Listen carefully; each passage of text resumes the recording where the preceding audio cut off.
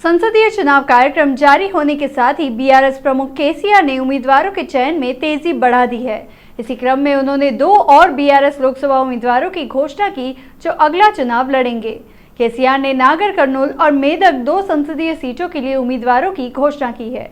उन्होंने पूर्व आईपीएस अधिकारी आरएस प्रवीण कुमार नागर कर्नूल और मेदक संसदीय उम्मीदवार के रूप में पूर्व आईएएस एमएलसी पी केसीआर ने वेंकटराम रेड्डी के नाम की घोषणा की है। विधानसभा चुनाव में हार के बाद संसदीय चुनाव को गंभीरता से लेने वाली केसीआर ने उम्मीदवारों के चयन में सावधानी से काम किया। गहन प्रशिक्षण के बाद विजेता घोड़ों का चयन किया गया। हालांकि यह उल्लेखनीय है कि केसीआर द्वारा घोषित 2 एमपी टिकट पूर्व सीवीएल सेवकों को आवंटित किए गए हैं। आईएएस पद से इस्तीफा देकर बीआरएस पार्टी में शामिल हुए वेंकटराम रेड्डी एमएलसी के रूप में जीत हासिल की। मालूम हो कि आईपीएस को वीआरएस देकर राजनीति में आए आरएसपी ने हाल ही में बीएसपी से इस्तीफा दिया और बीआरएस में शामिल हो गए। दिल्ली शराब घोटाले में गिरफ्तार बीआरएस एमएलसी कविता को सुप्रीम कोर्ट में बड़ा झटका लगा है। सुप्रीम कोर्ट ने जमानत के लिए ट्रायल कोर्ट जाने का निर्देश दिया। पीठ ने स्पष्ट कर दिया कि वे जमानत नहीं दे सकते और किसी को भी पहले निचली अदालत से संपर्क करना होगा। 22 मार्च को सुप्रीम कोर्ट की 3 जजों की बेंच ने कविता द्वारा दायर याचिका पर सुनवाई की, जिसमें दावा किया गया था कि शराब घोटाला मामले में उनकी गिरफ्तारी अवैध थी। न्यायमूर्ति संजीव खन्ना की अध्यक्षता वाली 3 न्यायाधीशों की पीठ ने स्पष्ट किया है कि यदि आपके पास सुप्रीम कोर्ट जाने की वित्तीय क्षमता है तो आपकी याचिका पर विचार नहीं किया जा सकता। कविता की ओर से वरिष्ठ वकील कपिल सिब्बल ने चिंता व्यक्त करते हुए कहा कि मौजूदा घटनाक्रम से उन्हें गहरी निराशा और अवसाद हो रहा है। उन्होंने कहा कि इस मामले में उन्हें एक बार गवाह के तौर पर और एक बार आरोपी के तौर पर बुलाया गया। सिब्बल ने कहा कि कविता के खिलाफ एक भी पुख्ता सबूत नहीं है और मामले की जांच सरकारी गवाह की गवाही के आधार पर चल रही है। मंत्री तुम्मला नागेश्वर राव ने रेवंत रेड्डी द्वारा समर्पित उम्मीदवार सुनीता महेंद्र रेड्डी को भारी बहुमत से जिताने का आह्वान किया है। कांग्रेस कार्यकर्ताओं ने अलवाल जयलक्ष्मी गार्डन में एक बैठक का आयोजन किया। कांग्रेस पार्टी के नेताओं और कार्यकर्ताओं ने सुझाव दिया है कि उनमें से प्रत्येक को इन 50 दिनों तक निस्वार्थ भाव से काम करना चाहिए ताकि यह सुनिश्चित हो सके कि सुनीता महेंद्र रेड्डी भारी बहुमत से जीते। नेताओं और कार्यकर्ताओं को पार्टी के प्रति वफादार रहना चाहिए। हम सभी की जिम्मेदारी है कि हम ईमानदारी से लड़ें और सुनीता महेंद्र रेड्डी को भारी बहुमत से जिताकर संसद में भेजें। पूर्व विधायक मालीपेडी सुधीर रेड्डी, मैनपल्ली हनुमंतराव, नक्का प्रभाकर गौड़, कुतुबुलापुर विधायक उम्मीदवार कोलोनो हनुमंत रेड्डी, भूपति रेड्डी, कुकोटपल्ली विधायक उम्मीदवार बंडी रमेश, उप्पल विधायक उम्मीदवार परमेश्वर रेड्डी, नेताओं और कार्यकर्ताओं ने बड़ी संख्या में भाग लिया। केंद्रीय मंत्री किशन रेड्डी ने हैदराबाद में बस्ती दौरे के तहत सनत नगर विधानसभा क्षेत्र का दौरा किया। इस यात्रा के दौरान किशन रेड्डी का बस्ती में हर कदम पर स्वागत किया गया। महिलाएं कॉलोनी के बुजुर्ग नेता किशन रेड्डी से जुड़ गए हैं। कई कॉलोनियों की कई समस्याएं केंद्रीय मंत्री के ध्यान में लाई गई। विभिन्न कल्याण संघों के सदस्यों से मुलाकात की। सबसे पहले बस्ती यात्रा देवी नगर और ब्रुक बॉन्ड कॉलोनी से शुरू हुई और कॉलोनी के बुजुर्गों और शहर के गणमान्य लोगों का अभिवादन करते हुए आगे बढ़ी। बाद में पद्मनाभ रेजिडेंसी के सदस्यों से मुलाकात की। बाद में उन्होंने न्यू बोईगुड़ा शांति टिम्बर डिपो क्षेत्र का दौरा भी किया। हाईकोर्ट ने कांग्रेस पार्टी के उम्मीदवार विजया रेड्डी द्वारा दायर याचिका पर सुनवाई की, जिसमें दावा किया गया कि खैरताबाद विधायक दानम नागेंद्र का चुनाव अवैध है। न्यायमूर्ति विजय सेन रेड्डी की अध्यक्षता वाली पीठ ने सुनवाई शुरू की। सुनवाई के बाद कोर्ट ने दानम नागेंद्र को नोटिस जारी किया। विजया रेड्डी के वकील ने दलील दी कि दानम नागेंद्र ने विधानसभा चुनाव के दौरान मतदाताओं का प्रलोभन दिया था। अदालत को बताया गया है कि मतदाताओं को पैसे बांटे गए और इस संबंध में मामले दर्ज किए गए। दलीलें सुनने के बाद कोर्ट ने दानम नागेंद्र की नोटिस जारी किया। 2023 के विधानसभा चुनाव में खैरताबाद निर्वाचन क्षेत्र से बीआरएस की ओर से चुनाव लड़ने वाले दानम नागेंद्र ने भाजपा उम्मीदवार चिंतला रामचंद्र रेड्डी के खिलाफ जीत हासिल की। 17 मार्च 2024 को उन्होंने बीआरएस को अलविदा कह दिया और सीएम रेवंत रेड्डी की मौजूदगी में कांग्रेस पार्टी में शामिल हो गए। कांग्रेस ने आगामी संसदीय चुनाव में दानम नागेंद्र को सिकंदराबाद से संसद उम्मीदवार घोषित किया है। बीएन रेड्डी नगर फेज 3 में 1 करोड़ 25 लाख रुपए की लागत से एचएमडीए द्वारा बन रहे थीम पार्क के कार्यों का एलबी नगर विधायक देवी रेड्डी सुधीर रेड्डी ने निरीक्षण किया। सुधीर रेड्डी ने कहा कि 1 एकड़ जमीन पर अद्भुत थीम पार्क का निर्माण किया जाएगा। विधायक सुधीर रेड्डी ने कहा कि एक भव्य बुद्ध प्रतिमा, योगा के लिए जगह, ओपन जिम, बच्चों के खेलने का पार्क, पैदल चलने का ट्रैक, मूत्रालय और एक शानदार उद्यान का निर्माण किया गया है। उन्होंने कहा कि 90% काम पूरा हो चुका है। उन्होंने कहा कि उनका लक्ष्य विधानसभा क्षेत्र का विकास करना है। इस कार्यक्रम में बीएन रेड्डी नगर डिवीजन बीआरएस के अध्यक्ष कटिका रेड्डी अरविंद रेड्डी, अनंतला राजी रेड्डी, गड्डी अनाराम मार्केट कमेटी के पूर्व सदस्य अनिल चौधरी, रवि मुदिराज, राघवेंद्र राव, तोगुला राम बाबू और नागराजू ने भाग लिया। विधायक पल्ला राजेश्वर रेड्डी चाहते हैं कि असामयिक बारिश होने पर सरकार को तुरंत प्रतिक्रिया देनी चाहिए और अधिकारियों और कृषि मंत्री को जाकर जांच करनी चाहिए, लेकिन कांग्रेस सरकार ने पिछली सरकार की आलोचना की। राजेश्वर रेड्डी ने आलोचना करते हुए कहा कि वे यहाँ भी राजनीति कर रहे हैं। उन्होंने आरोप लगाया कि कांग्रेस पार्टी का गठन झूठ की बुनियाद पर हुआ है। मंत्री तुम्मला नागेश्वर राव, जिन्होंने सत्ता में रहते हुए बीआरएस सरकार द्वारा किए गए कार्यों की सराहना की थी, अब उनकी आलोचना कर रहे हैं। बीआरएस सांसद नामा नागेश्वर राव ने कहा कि एमएलसी कविता को एक राजनीतिक दल के सदस्य के रूप में गिरफ्तार किया गया था। उन्होंने कहा कि तेलंगाना की जनता केंद्र सरकार की साजिशों को देख रही है। सांसद नामा ने दिल्ली में मीडिया से बात की। यह दुर्भाग्यपूर्ण है कि कविता को गिरफ्तार कर लिया गया। कहा जा रहा है कि पहले भी बीजेपी ने शिवसेना पार्टी के खिलाफ साजिश रची थी और पार्टी को तोड़ा था। बीजेपी ने संबंधित राज्यों के पक्ष में अपनी नीतियां बदल दी। एमपी नामा ने कहा कि कविता को बिना यह सोचे गिरफ्तार कर लिया गया है कि वह एक महिला है। केसीआर ने पिछले 10 वर्षों में कई कल्याणकारी कार्यक्रम लागू किए हैं। किसानों के लिए अनेक विकास कार्यक्रम चलाए गए हैं। वह चाहते हैं कि राज्य के सभी लोग बीआरएस का समर्थन करें। सांसद नामा नागेश्वर राव ने कहा कि उनकी पार्टी को पूरा भरोसा है कि आने वाले दिनों में न्याय मिलेगा। मल्काजगिरी देश का सबसे बड़ा संसदीय क्षेत्र है। मेडचल विधायक मल्ला रेड्डी ने लोगों से अनुरोध किया कि रागिड़ी लक्ष्मण रेड्डी, जो मल्काजगिरी सांसद के लिए बीआरएस सांसद उम्मीदवार के रूप में चुनाव लड़ रहे हैं, को भारी बहुमत से जिताए। पिरजादीगुड़ा निगम में बीआरएस कार्यकर्ताओं व नेताओं की बैठक हुई। मल्काजगिरी संसद के 7 विधानसभा क्षेत्रों में सभी बीआरएस विधायक, महापौर और निगमों के नेता हैं। विरोधियों के पास कोई कैडर नहीं है। बीआरएस प्रशासन के पिछले 10 वर्षों के दौरान लोगों को कोई समस्या नहीं हुई है। बीआरएस संसदीय उम्मीदवार रागिड़ी लक्ष्मण रेड्डी ने अपने चैरिटी ट्रस्ट के माध्यम से गरीबों को कई सेवाएं प्रदान की है। मल्ला रेड्डी ने तारीफ करते हुए कहा कि अगर ऐसा नेता चुना जाएगा तो लोगों को ज़्यादा फायदा होगा। उन्होंने जनता से आगामी संसदीय चुनाव में बीआरएस उम्मीदवार रागिड़ी लक्ष्मण रेड्डी को वोट देने के लिए कहा।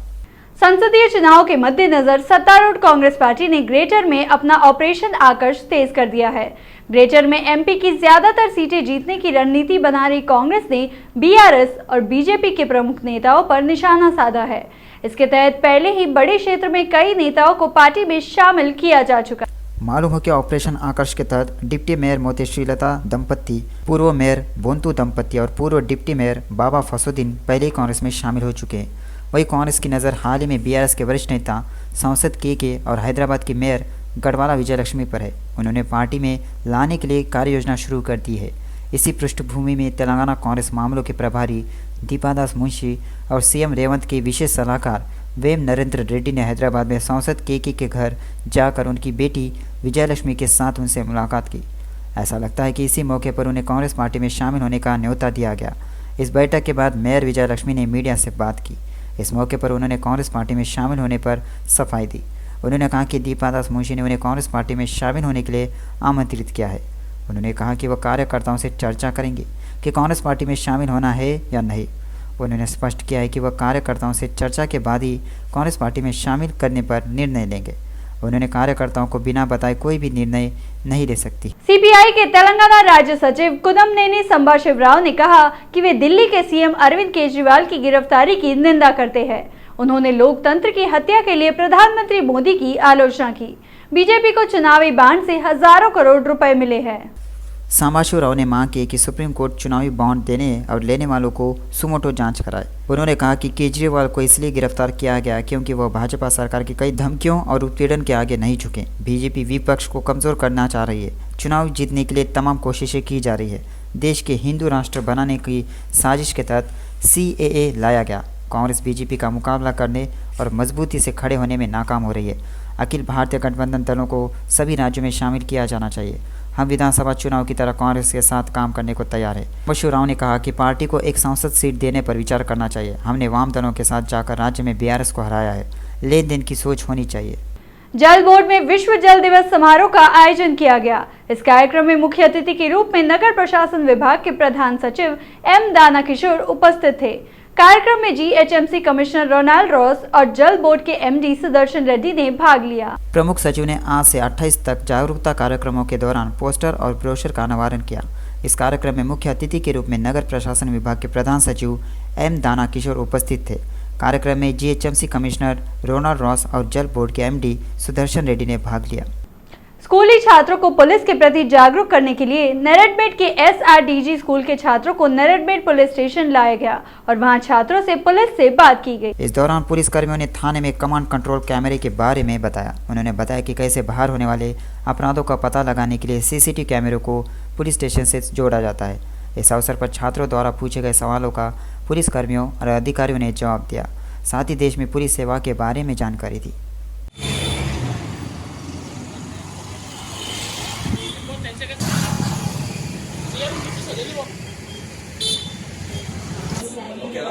Actually, generally we will see through this TV, but unfortunately it was not come down. Okay, this is our command control area. మీరు స్కూల్లో ఏమేమి చేస్తారో మాకు ఇక్కడ మొత్తం లింకప్ అయి ఉంటుంది. మీ స్కూల్లో మీకు ప్లే గ్రౌండ్ ఏం చేస్తున్నారు, వాష్రూమ్ దగ్గర ఏం చేస్తున్నారు.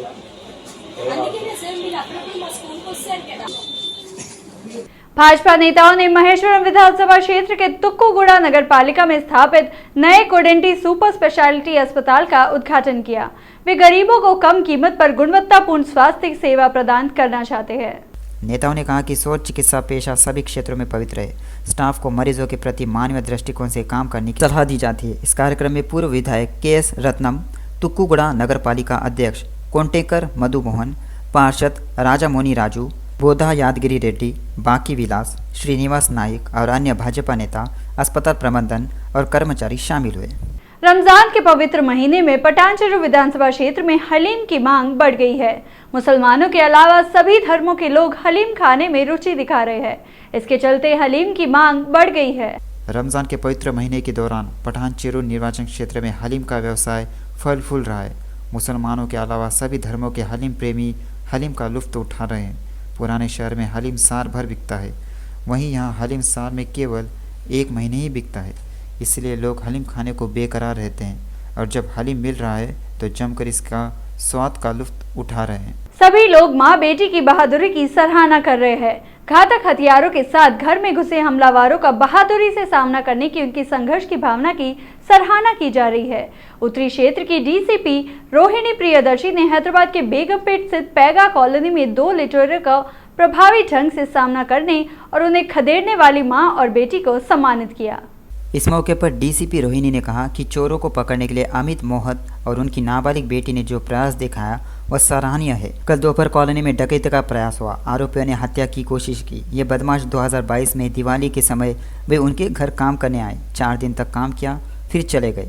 कल दोनों आरोपी डकैती की योजना बनाकर आ गए। 2 दिन पहले रेकी की गई। वे घर में यह कहकर आए कि कुरियर आया है। देशी हथियार, चाकू से धमकाया। माँ बेटियों ने साहस दिखाते हुए आरोपी को पकड़ लिया। अपनी 11 साल की सेवा में मैंने ऐसी महिलाएं नहीं देखी जिन्होंने इतना साहस दिखाया हो। यहाँ एक आरोपी पकड़ा गया। एक अन्य आरोपी को काजीपेट में जीआरपी पुलिस ने पकड़ लिया। हथियार कहाँ से लाया गया, हम जांच कर रहे हैं कि क्या पहले भी कोई मामला है। डीसीपी रोहिणी प्रियदर्शनी ने कहा कि महिलाओं को आत्मरक्षा भी सीखनी चाहिए।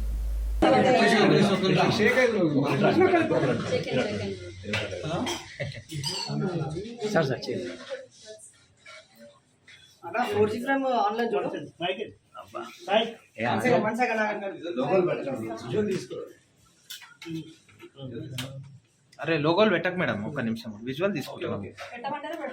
कुक्कटपल्ली एमआरओ स्वामी ने चेतावनी दी है कि कुक्कटपल्ली में 24 एकड़ और 26 गुंठा भूधन भूमि को हड़पने की कोशिश कर रहे राजेंद्र रेड्डी के खिलाफ सख्त कार्रवाई की जाएगी। एमआरओ ने खुलासा किया कि उन्होंने उसके खिलाफ मामला दर्ज करने की सिफारिश की है क्योंकि वह गरीब लोगों को धोखा देकर भूदान भूमि को वितरित करने की कोशिश कर रहा है और कुक्कटपल्ली गांव के सर्वेक्षण संख्या 353-54 में 24 एकड़ और 26 गुंठा भूदान भूमि के संबंध में भूदान भूमि को वितरित करने की कोशिश कर रहा है।